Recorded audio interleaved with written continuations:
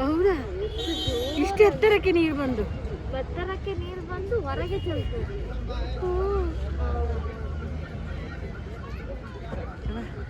ಇದೆಲ್ಲ ನೀರಿನ ಮೇಲೆ ಕಟ್ಟಿರ್ಬೇಕಲ್ಲ ಈ ಬಿಲ್ಡಿಂಗ್ ಎಲ್ಲ.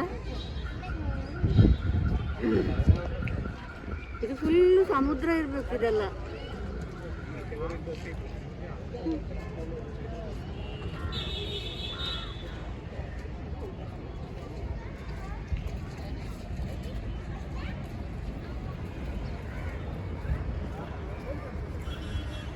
ಅಲ್ಲಿ ಬೋಟ್ ರೈಡ್ ಏನಾದ್ರು ಸಿಗ್ತದೆ ನೋಡಿಕೊಂಡ್ರ ಬಾಚಂಡು